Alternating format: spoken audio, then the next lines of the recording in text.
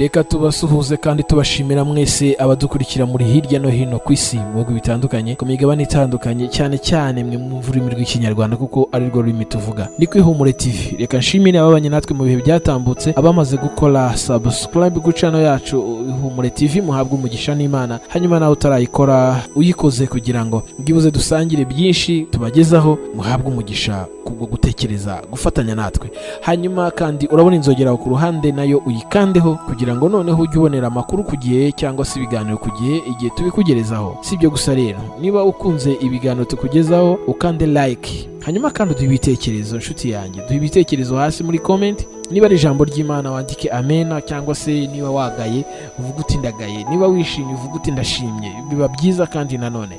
Hanyuma kandi niba hari ikibazo wifuza kubaza turagusubiza kugira ngo urusheho gusobanukirwa byinshi ku byo tukugezaho. Hanyuma inkunga ikomeye tugusaba no gusangiza benshi ubu butumwa tubagezaho cyangwa se ibiganiro tubagezaho.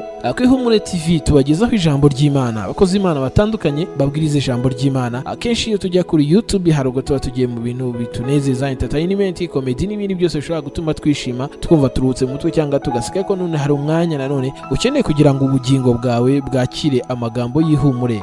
Bibiri ivuga iki ku buzima bwanjye? Bibiri ivuga iki ku mibereho yanjye? Ese Bibiri ivuga iki ku buhanuzi ngenda nakira buri munsi? Bibiri ivuga iki ku buzima bwanjye nyuramo cyangwa se mu byo ndimo ndacamo muri iki gihe? Ugenda nabyo bisobanukirwa ugeze ku IHUMURE TV. Imana ibahe umugisha rero kandi Imana ibagiriye neza, ntimubure gukomeza kubana natwe no gusangira natwe byinshi tubagezaho. Ni karibu noneho kugira ngo tuze gusangira ikiganiro twateguriye uyu munsi.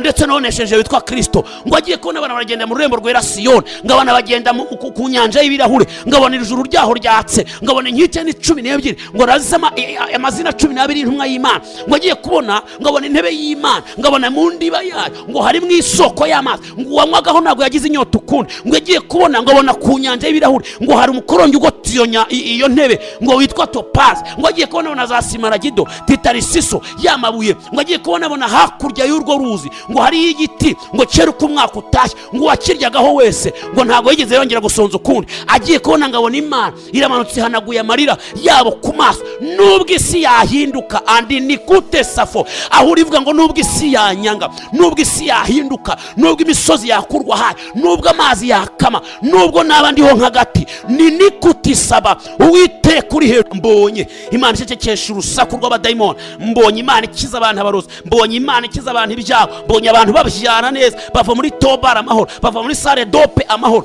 bava muri Sale d'Operation amahoro, basize basezeye, ariko Imana ibagirira neza. Uyu munsi hari ibihamya by'uko Imana ikora. Aturishije, avuze rimwe, ntabwo avuze kabiri, avuze atabajije, ntakoresheje inama, ntabwo byongeye kubaza ibitaranyumviye, ibitarumviye bene wacu, ibitarumviye amafaranga, ibitarumviye abakomeye, ibitisa sopekidre byumviye ijambo rya Yesu, bimeza amatwi. Aturishije ni santo benigidre, aturishije. Niba wumva ari icyo Uwiteka akoze kuri iyo ndwara, akoze mu rugo rwawe, acecekesheje, aturishije urwo rusaku, izo ntonganya, ibyo byaha byakunaniye, amahoro make, aturishije. Umutima urabira ku buryo mvugiye nko gusara, umutwe urakurya ku buryo mvugiye nko kwiruka, aturishije. Niba wizeye ko hari icyo akoze, vuga ngo biracecetse, sinzongera kubyumva, ntimuzanshobora. Yesu arahagurutse. Mariko igice cya 4 umurongo wa 35 aravuga ngo aturisha inkubi y'umuyaga wo mu nyanja. Ndasubiramo amagambo y'umukara ari hejuru, aturisha inkubi y'umuyaga wo mu nyanja. Ariko Yesu afite imbaraga. Aturisha inkubi y'umuyaga wo mu rugo rwawe, aturisha inkubi y'umuyaga mu kazi kawe, aturisha inkubi y'umuyaga y'ibyago ufite, aturisha inkubi y'umuyaga umazemo igihe, aturisha inkubi y'umuyaga utinzemo, aturishije inkubi y'umuyaga ugendeyemo imyaka myinshi cyangwa yari guhungabanyije igihe kirekire. Wanyemerera ukavuga ngo Yesu aturishije inkubi y'umuyaga. Imana igumugisha. Kuri uwo munsi bugorobye arababwira ati twamuke tujye hakurya. Basiga abantu bamujyana mu bwato yahozemo, kandi hari n'andi mato amwe nabwo. Nuko ishuheri y'umuyaga iraza, umuraba wisuka mu bwato bigezaho bwenda kurengerwa. Yarasinziriye aryamye bwerekeza, yiseguye umusego. Baramukangura baramubaza bati mwigisha, ntubyitayeho ko tugiye gupfa? akangutse acyaha umuyaga, abwira inyanja ati ceceka utuze. Umuyaga uratuza, inyanja iratungana rwose. Arababaza ati ni iki kibateye ubwoba? Ntimurizera. 41. Baratinya cyane baravugana bati mbega uyu ni muntu ki utuma umuyaga inyanja bimwumvira? Nimwakira ijambo ry'Imana. Dore ijambo tugiye kuganira rero mu mwanya muto ni ijambo rivuga ngo aturishije inkubi y'umuyaga wari utinzemo, wari umazemo igihe. Imana igumugisha. Reka nsubiremo. Aturishije inkubi y'umuyaga ikuzengereje imyaka. Kubivuga gutya, sinzi umuyaga umazemo igihe, sinzi icyo ushaka ku Mana, sinzi icyatumye uyikurikira, sinzi icyatumye usenga ugafata umwanzuro kuvuga ngo ndasenze, ariko kandi sinzi n'icyo Imana yakubwiye cyaho izakugeza. Ariko ntabwo byabujije guhura n'inkubi y'umuyaga iturutse ahantu runaka, ikavumbuka utatekerezaga, ikakuzunguza. Ishobora kuba ari ubupfubyi, ishobora kuba ari ubupfakazi, ishobora kuba ari ugushaka nabi, ishobora no kuba ari ibyaha, ishobora kuba ari ibyaha byakuzutaguje kubireka bikakunanira ugashiduka wabiguyemo, ishobora kuba ari inshuti mbi, ishobora kuba ari ubukene, ishobora kuba ari amadeni, ishobora kuba ari ugucuruza ugahomba, bishobora kuba byinshi. Ariko reka tubikure mu ijambo rimwe gusa rivuga ngo Imana iturishije inkubi y'umuyaga mu izina rya Yesu. Aho uri wavuga ngo amen. Ndasubiramo iki? Imana iturishije inkubi y'umuyaga. Kuko dufite ibihamya by'uko Imana igiturisha inkubi y'umuyaga. Dufite ibihamya by'uko Imana igiturisha inkubi y'umuyaga. Munyemere twifashishe iri jambo ry'Imana dusomye muri Mariko. Yesu mu bice bibanza yatoranyije abigishwa. Amaze kubatoranya abasezeranya ibintu. Petero aramubwira ngo nkwise Petero, mbere yitwaga Simoni bisobanura urubingo. Hanyuma amwita Petros, aramubwira ngo nkwise Petros mu Kigiriki, Petero nyine mu Kinyarwanda, Peter mu Cyongereza. Hanyuma aramubwira ngo nkwise Petros bisobanura ngo uru rutare, foundation, uru rutare, ndetse urwo rutare ntabwo ruzapfa ubusa. Mu bantu Imana ihamagara, mu bantu Imana itoranya, ikizakubwira ko ariyo iguhindurira izina. Ndasubiramo, ikizakubwira ko ariyo iguhindurira izina. Icya kabiri, ikizakubwira ko ariyo ikubwira impamvu zaho ikuvanye. Ndasubiramo, ikubwira impamvu zaho ikuvanye, ikakubwira igitumye iguhamagara. Ese nuko uzarimbuka? Ese ni iki gitumye iguhamagara? Mukristo ava iwabo ngo yararose, yumva ijwi rimubwira ngo hunga. Abaza igituma hunga, ngo abona umudugudu wabo urimo urashya.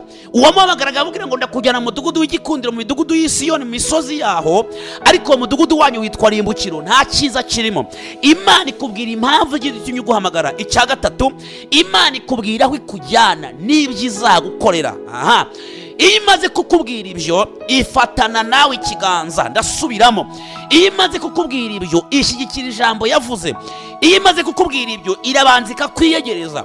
Iyo imaze kukubwira ibyo, yubaka uruzitiro abadayimoni batinya. Iyo imaze kukubwira ibyo, ishyiraho uburinzi abadayimoni badapfumura. Reka nkubwire, ndirefera ku ijambo ry'Imana.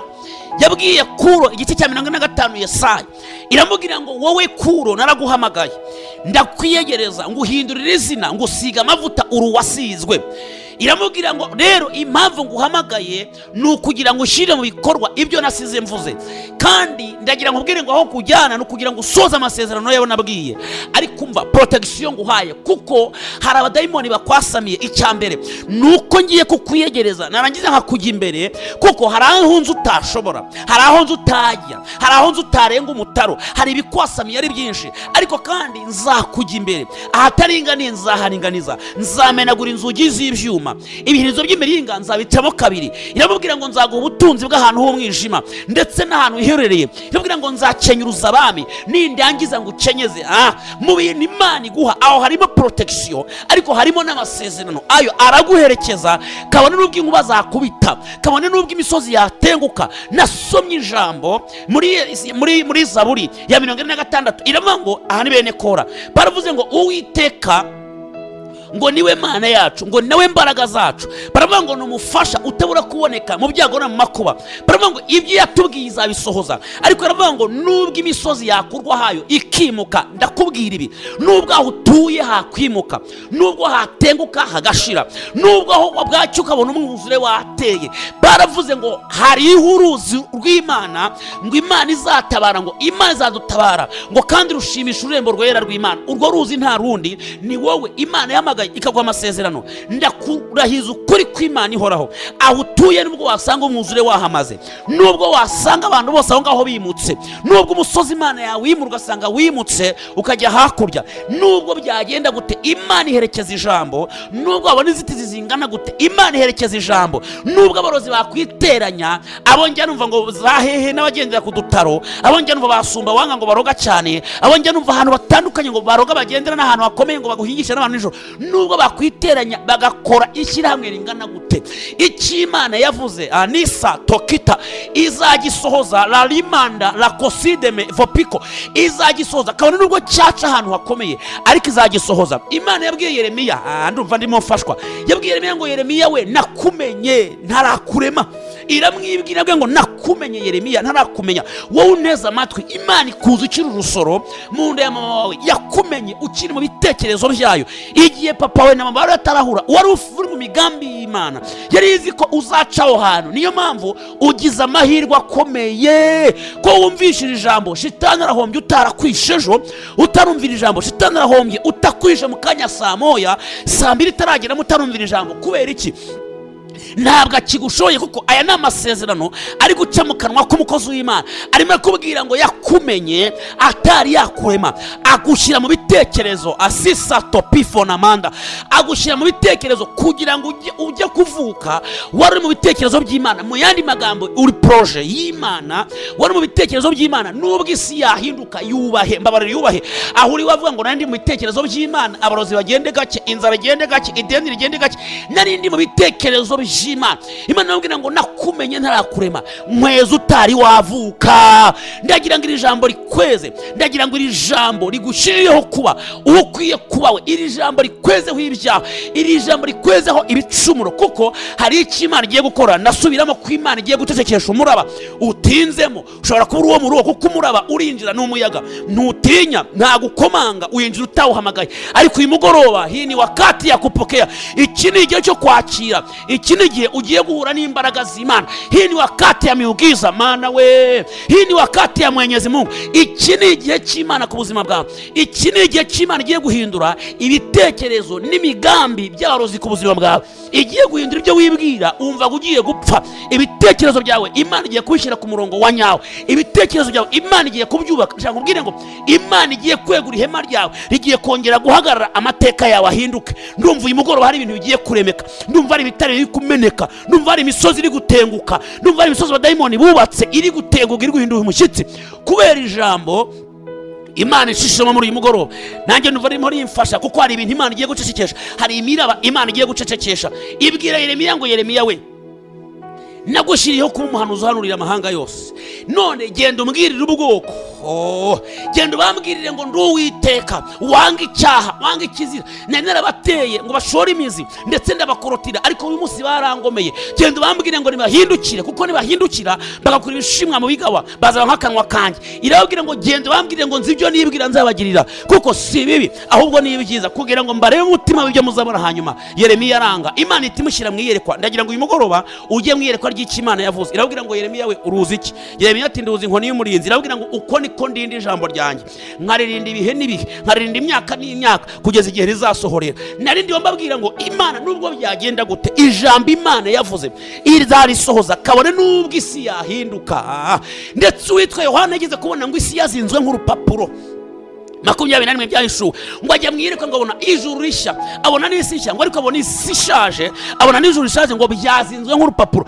Yibaza aho abera bagiye, ngo ariko agiye kubona ngo abona ibihumbi byinshi bitwaye inanga mu ntoki, ngo bigendana n'umwana w'intamba aho ajya hose, ngo bambaye imyenda yera. Ngo arabaza ngo bariya ni bande? Bavuga ngo nabavuye muri uryo mubabaro mwinshi, bavuye muri ya madeni, nabavuye muri za ntambara, nabavuye muri bya byaha, nabavuye muri bwa busambanyi, nabavuye muri bwa burozi, nabavuye muri kwa kubeshya, nabavuye muri ya mashengo, rwango, mu magambo apfuye, mu gutukana, mu kwiba, mu mashyari, mu nikusasekota, mu bwibone, mu kwikirisha, mu gukuramo inda. Bemera imbabazi ngo bemera kwinjira muri ya marembo, binjira muri rwa rurembo, ngo bavuye muri ryo mubabaro mwinshi ariko barihangana, ngo baneshesheje ijambo ryo guhamya, ngo bahanye ibyago byo gukiranuka, ngo ndetse nonesheje witwa Kristo. Ngo agiye kubona abana baragenda mu rurembo rwera Siyoni, ngo abana bagenda ku nyanja y'ibirahure, ngo abona ijuru ryaho ryatse, ngo abona inkike ni 12, ngo razama amazina 12 y'intumwa y'Imana. Ngo agiye kubona, ngo abona intebe y'Imana, ngo abona mu ndiba yayo, ngo hari mu isoko y'amazi, ngo wanyagaho ntabwo yagize inyota ukundi. Ngo agiye kubona, ngo abona ku nyanja y'ibirahure, ngo hari umukorongi ugotiyonya iyo ntebe, ngo witwa topazi. Ngo agiye kubona abona za simaragido, titarisiso y'amabuye. Ngo agiye kubona abona hakurya y'urwo ruzi, ngo hari igiti, ngo kera uko umwaka utashye, ngo wakiryagaho wese ngo ntabwo yigeze yongera gusonza ukundi. Agiye kubona, ngo abona Imana iramanutse hanaguye amarira yabo ku maso. Nubwo isi yahinduka, andi nikute safo, aho urivuga ngo nubwo isi yanyanga, nubwo isi yahinduka, nubwo imisozi yakurwa hayi, nubwo amazi yakama, nubwo n'abandiho nk'agati, ni nikuti saba, Uwiteka uri hejuru abirusha imbaraga. Kandi yamenye isi itari yabaho, yamenye mu bitekerezo byayo, yamenye kera ntari naba mu rusoro mu nda ya mama. Aho uri inyeganyeze, vuga ngo ntacyo nkibaye, vuga ngo Uwiteka washizeho kubera impamvu, akanshyiraho bitamutunguye, aje guturisha inkubi y'umuyaga imaze igihe inzengereza. Ndashaka nguhamirize wihanurire, kuko nutihanurira ntuzahava. Gira umwuka wo kwihanurira, gira umwuka wo kwiyaturiraho, gira umwuka wo kwatura ibintu bikomeye,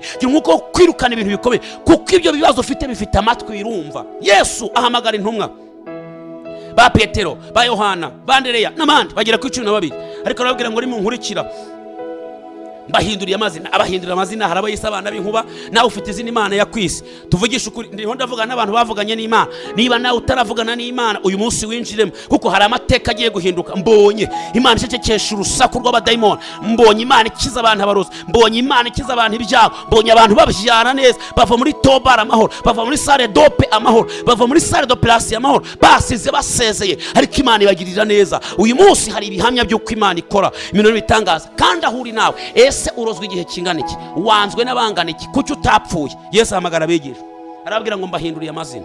Hari icyo nshaka kubabwira, hari amateka yanyu nshaka guhindura, kandi hari imbaraga zanyu nshaka kugira ngo mbiyerekereho, kuko ndi Imana isumba byose. Abahindurira amazina, cyangwa ubwire ngo uwaguhinduriye izina aracyari Imana. Uwakubwiye ngo uri umwana we aracyari Imana. Uwakubwiye ngo ntacyo uzaba aracyari Imana. Uwakubwiye ngo ibyago nubwo byaza azakurwanirira aracyari Imana. Wanyitaba ngo amen. Bibiliya yavuze ngo Yesu arabwiriza ajya mu mwuka, ariko aravuga ngo uyu munsi ndi bucecekesheje inkubi yigize kabushungwe muri iyi nyanja. Aravuga ngo uwo mugoroba ajya mu mwuka, arabwiriza indwara zirakira, arabwiriza atanga amasezerano, arabwiriza impumyi zirahumuka, arabwiriza agaburira abantu bararya, arabwiriza abantu barabohoka, arabwiriza abantu barafashwa. Ariko aravuga ngo uyu munsi ndaza kwiyereka kubigishwa bamaze igihe bateraganwa n'imiyaga, bamaze igihe bari mu bibazo, ntago bari bumva imbaraga zanjye uko zingana. Uyu mugoroba hari abantu Imana igiye kwiyereka. Ndi muri iyi studio numvishijwe, uyu mugoroba hari abantu Imana igiye kwiyereka. Rarita sakota, hari umuntu Imana igiye kwiyereka muri iri joro. Hari uwari uryamye ku gisasiro agiye kuba imisonga ishira, hari uwari uri kubabara agiye kuba imisonga ishira, hari uwari uri mu marira agiye kumva hari imbaraga, kuko ijwi rimbwiye ko Imana hari umuntu igiye gukora igitangaza muri iri joro. Wowe utwite wumvaga imisonga, uyu munsi uyu mwanya umwana ajya mu gitereko abe neza. Wowe unyumva wari ubabaga ukuguru, uyu mwanya ni wumva imbaraga zizinita sakotira. Wowe unyumva ufite ikibazo cy'amatwi, uyu mwanya ni wumva imbaraga z'Imana, kuko hari umuraba ugiye guceceka, hari umuraba ugiye guceceka, hari umuraba ugiye guceceka. Umuntu ndiba mvugana nawe, ihangane niba uri no mu kazi, ihangane niba unatuje, ihangane wenda niba wari ufite sa n'uhaguruka gatoya, vuga ngo iri joro Uwiteka aracecekesha umuraba. Sa n'uhaguruka wowe kabyara we, ndakwinginze ihanurire ngo uyu muraba iri joro urahura n'Imana, urahura na Kristo, kuko ritande pifosea. Hari ijambo ry'imbaraga ni kusi ya bebe mini tandora. Birashoboka ko ari ideni rya miliyoni 20 cyangwa 100, birashoboka ko ari ry'ibihumbi 5, burya yose ababaza kimwe. Nakubwire ngo ribwire ngiri joro urahura na Kristo wambambiwe. Yesu arabwira tumva rero, uyu munsi ngiye kwiyereka ku bantu banjye. Wowe unyumva, Uwiteka agiye kwiyesherezaho icyubahiro. Ishimwe mfite ikinejeje nuko shitani atakwishe mu minota mike ishize, kuko ntugipfuye. Shitani utaguhitanye mu minota mike ishize, shitani utatumye usambana mu minota mike ishize. shitani utaratumye ujya mu bapfumu, shitani umva nkubwire, shitani utakoheje ngo ujye kunywa ya miti ntabwo gipfuye. Iri jambo rirakubohora. Niba waranagiyeyo uyu munsi iri jambo rirakubohora. Niba ufite ibyaha urihana uyu munsi ni ukuri. Niba byarakunaniye ijambo ry'umuriro numva afite rirakuvana mu busambanyi no gukuramo inda n'ubuhehesi no kwikinisha, rirakuzinura, riragutera iseseme ry'ibyaha. Ntabwo uzongera kunywa inzoga, ntuzongera gusama, ntuzongera gutukana. Ayo mashenguro yareka, ibyo bya ayo mahane yo mu rugo ni ukuri yareka. Abana barahahamutse urahondagura wagira ngo ubukubita inzoka. Umva nkubwire, uretse nuko wenda leta itari yabibona ngo iguhane, ishusho ry'Imana ntabwo uzarikwepa. Ntabwo umva nkubwire, ntabwo warikwepa. Ariko iri joro urahura n'imbaraga z'Imana, ubutware bw'Imana buraza kugira ibintu bihindura. Yesu arabwira ngo twambuke tujye hakurya, mugendane nanjye. Umva nkubwire, ikibazo gihari gusa ni uko utari uri kumwe na Yesu mu bwato, ariko kuguhari fini, amateka agiye guhinduka. Arabwira ngo twambuke tujye hakurya. Yesu yakubwiye ngo twambuke, niwe ukubwiye ngo twambuke, niwe ukubwiye ngo turambuka, niwe ukubwiye ngo nzakugeza mu rugo rwiza, nzaguha abana, nzatuma ubyara neza, nzaguha umugisha. Aho ni hakurya. Niwe wavuze ngo nzakurutisha abo muvukana, niwe wavuze ngo nakumenye ntari nakurema, niwe wavuze ngo nunyiringira nzakugeza kure, niwe wavuze ngo nunyikomezaho amateka azahinduka, niwe wavuze ngo ibyago nibyaza nzakurwanirira, niwe wavuze ngo aborozi nibaterana nzabatatanya, niwe wavuze ngo mwana wanjye nzaguhoza amarira ararabi zesota, niwe wavuze ngo mwana wanjye ntuzicwa n'inzara, niwe wavuze ngo mwana wanjye bazakurwanya ariko ntibazagutsinda. Ubwo arimo arakwerekeza hakurya. Niwe kubwiye ngo mwana wanjye nyikomezaho nutandekura nzakwereka ibyo nzagirira Farawo. Niwe kubwiye ngo mwana wanjye iyo nyanja ntabwo uzayigwamo. Nari akubwira ngo ngwino tujyane tujye hakurya, kandi akubwira ijambo ryiza avuga ngo sinzaguta. Nindi Imana yabwiye ngo sinzamuta we. Ninde ubyibutse? Renga iyo nzara, renga ibyo byago, renga umugabo wagutaye, renga urwo rugo rwubatse nabi, renga ibyo byaha, renga ubwo busambanyi. Hari icyo Imana ivuze kwizagendana nawe. Ibyo disitoraba, iyo esikariye y'icyo Imana yavuze bari yuhagararaho ko Imana izagendana nawe. Vuga ngo uyu mugoroba ndagera hakurya. Byantangiye kutagera hakurya, Imana igiye kubicecekesha. Yesu abwira abigishwa ngo umva abana banjye twambuke tujye hakurya, kandi ndishuwa ndisire yuko turi bugere hakurya. Ibyo Imana yakubwiye irabizi ko izakugeza hakurya. Icya mbere ni uko itabeshya, icya kabiri si nk'umuntu, icya gatatu ntiyicuza, icya kane nta deni gufitiye, ntabwo wayigurije ngo uvuge ngo none ngo waranyambuye. Oya, ni Imana yicigakiza, ifite ubutware mu kuboko kwayo, ni Imana ihambaye. Yesu aravuga ngo tujye hakurya. Yarabizi neza ko bari bugereye. Ibyo yakubwiye, niba ari miliyoni yakubwiye, niba yaranakubwiye indege, ipfa kuba ariyo. Niba yakubwiye uzatura muri Amerika, ipfa kuba ariyo. Niba yarakubwiye ngo uzubaka etaje, ipfa kuba ariyo. Ariko aho uri vuga ngo ipfa kuba ariyo. Niba yarakubwiye ngo uzubaka neza, ipfa kuba ariyo. Niba yarakubwiye ngo izaguhoza amarira, ipfa kuba ariyo. Ipfa kuba ariyo we. Niba yarakubwiye ngo uzabaho, ipfa kuba ariyo. Ariko ubundi ugeze aho kubera iki? Ninde utuma ubyuka uri muzima? Ninde utuma wambara ukaberwa? Ese ninde wakurinze gukorwa n'isoni? Ipfa kuba ariyo. Vuga ngo niyo wakabyarawe. Ninde wakurinze abarozi baraga badihi wawe? Mbese ninde wakurinze ya ndwara yari ikomeye? Mbese ninde wakurinze bwabwo bw'indwara wari ufite? Mbese ninde wakurinze kwa gukorwa n'isoni? Vuga ngo niyo. Ipfa kuba ariyo. Iyakoze ibya mbere igiye gukora n'ibindi. Arabwira ngo tujye hakurya. Yesu arabizi ko muri bugerane hakurya.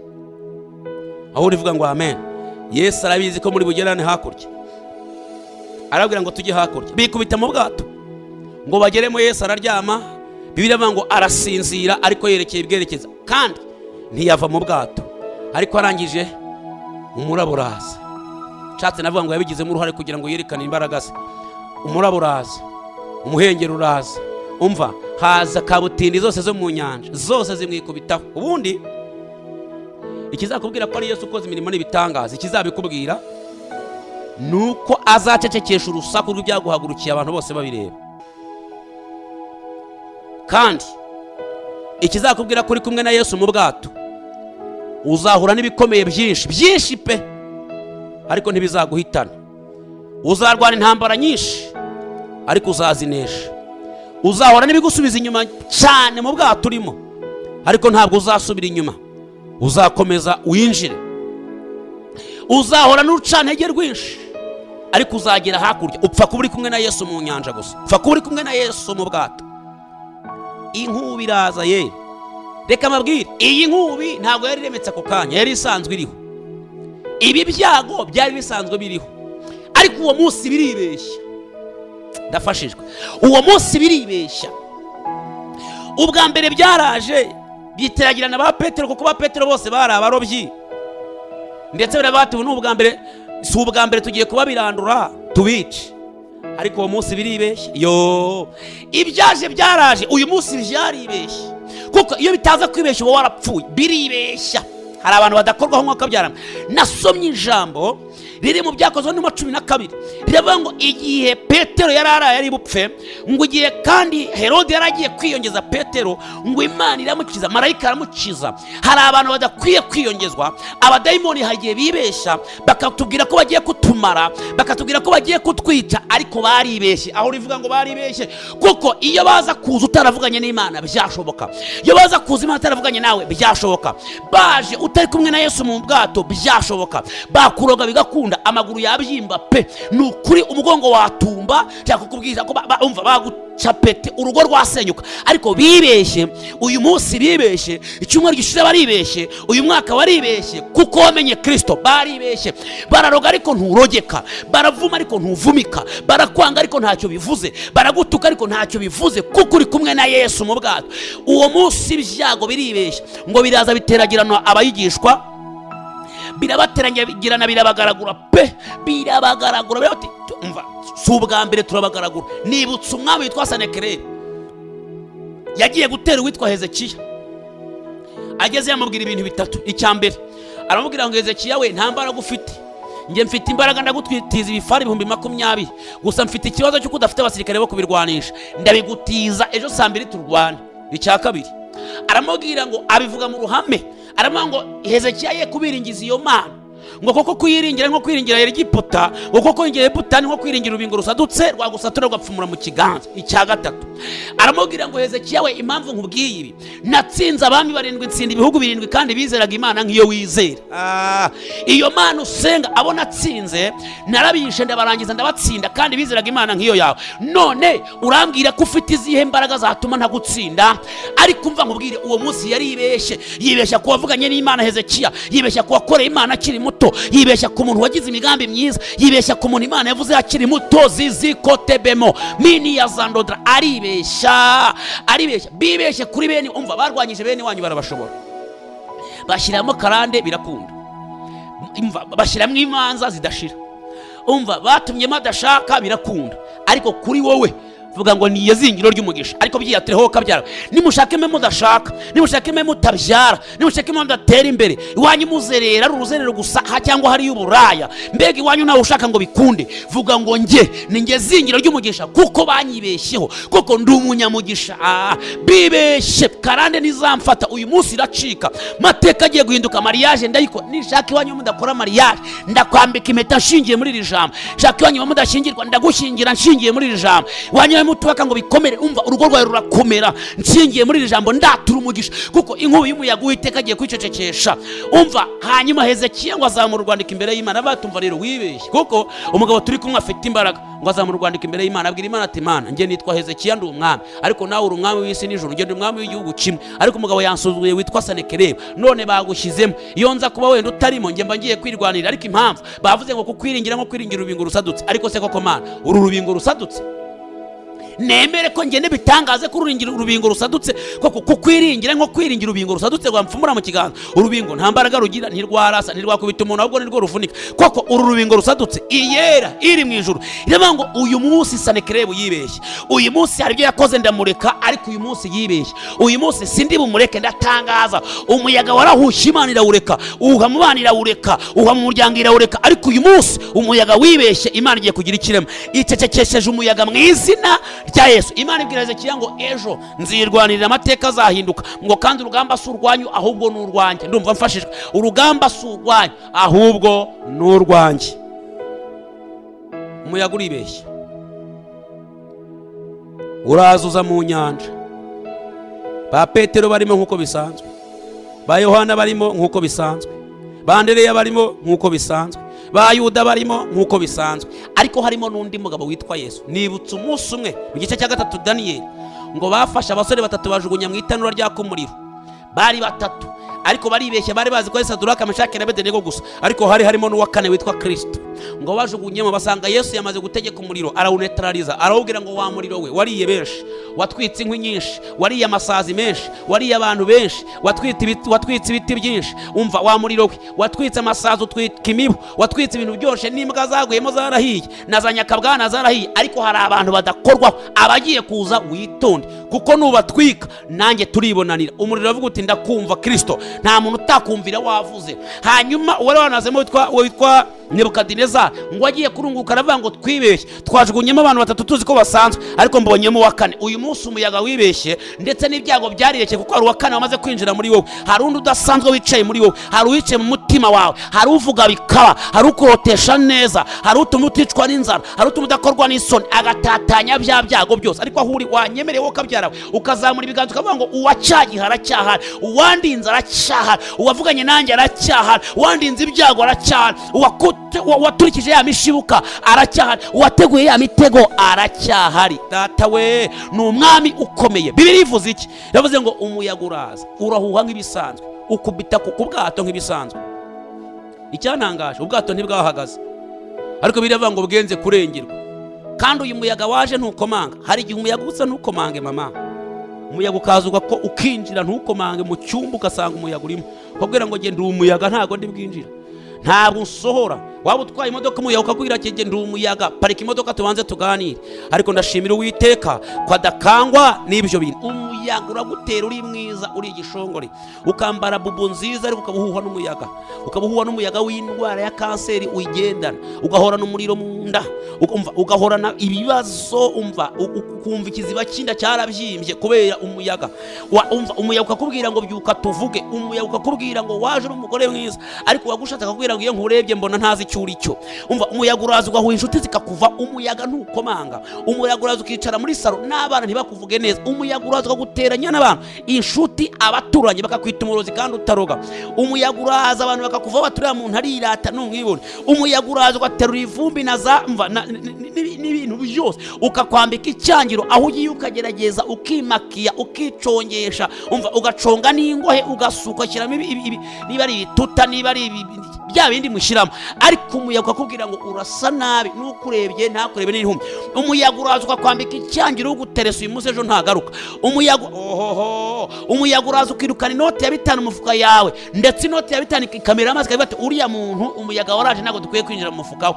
Ndashimira Uwiteka ko uyu munsi ibyo byaje byibeshe. Uwiteka agiye gucecekesha inkuru y'umuyaga mu izina rya Yesu. Uzi ko umuyaga uza n'isete ikabimenya, aho ucuruje icyumweru kimwe nicyo kinini ukaba watashye. Ariko uyu munsi Imana igiye kurema amateka mashya. Umuyaga uraza urazutaguza bien, urazutaguza.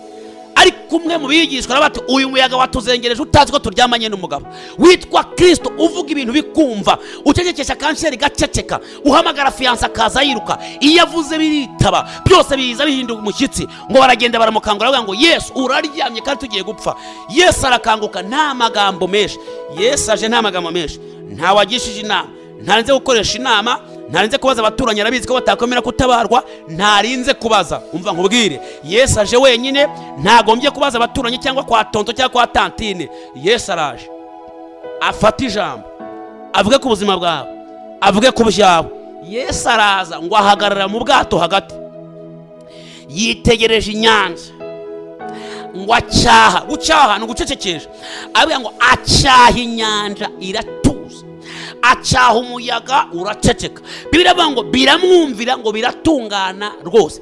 Ibitarumviye tonto byumviye Imana, ibitarumviye amasengesho wasenze byumviye Kristo, ibitarumviye kwiyiriza Yesu arabicecekesheje, ibitarumviye pasiteri Yesu arabicecekesheje, ibitarumviye bya bindi byose, ibitarumviye amafaranga Yesu arabicecekesheje. Aho urivuga ngo aturishije, bivuge gatatu, aturishije, aturishije. Avuze rimwe, ntabwo avuze kabiri, avuze atabajije, ntakoresheje inama, ntabwo byongeye kubaza. Ibitaranyumviye, ibitarumviye bene wacu, ibitarumviye amafaranga, ibitarumviye abakomeye, ibitisa sopekidre, byumviye ijambo rya Yesu, bimeza amatwi. Aturishije ni santo benigidre, aturishije. Niba wumva ari icyo Uwiteka akoze kuri iyo ndwara, akoze mu rugo rwawe, acecekesheje, aturishije urwo rusaku, izo ntonganya, ibyo byaha byakunaniye, amahoro make, aturishije, umutima urabizi. urarira ku buryo wumva ugiye nko gusara, umutwe urakurya ku buryo wumva ugiye nko kwiruka, aturishije. Niba wizeye ko hari icyo akoze, vuga ngo biracecetse, sinzongera kubyumva, ntimuzanshobora. Yesu arahagurutse, atababajije, ahagurutse mugihari, mutari mwimuka, ahagurutse mutari mwava hano. Yesu afashe ijambo, abanzi bagihari afashe ijambo, abarozi bagihari acecekesheje, aricaje, aryamishije, kandi ntibizongera kweguka ndetse kugeza igihe Yesu azagaruka gutwara itorero. Vuga ngo afashe ijambo, ntawabajije, kandi ibyo yicaje ntibizongera guhaguruka, ibyo aryamishije ntibizongera kubyuka, ibyo yishe ntibizazuka, ibyo amvanye imbere ntibizagaruka. Vuga ngo ninjiye mu gihe cyanjye. Acecekesheje inyanja, ibyatumaga ntagenda abivanye mu nzira, mu izina rya Kristo wa Nazareti, amen. Aho uri bavuga ngo amen. Yesu umugisha, ndabakunda, Imana ubaha umugisha. Udakijijwe, uwari waraguye, vuga ngo mwami Yesu, kuva uyu munsi nakiriye imbaraga nshya, kandi weguye ihema ryanjye ryari ryaraguye kubera ibyaha. Niba wari wafite ibibazo bitandukanye, vuga ngo mwami Yesu, ndagushimiye ko uyu munsi mpagaze nkema mu gisubizo cyanjye, mu mavuta mashya unshyizemo, mu izina rya Yesu, amen. Reka nshime abo twari kumwe kuri tekinike mwese. Imana ibahe umugisha, Imana ibahe umugisha, umugisha, Imana ibahe umugisha, umugisha, Imana ibahe umugisha, umugisha, Imana ibahe umugisha, umugisha.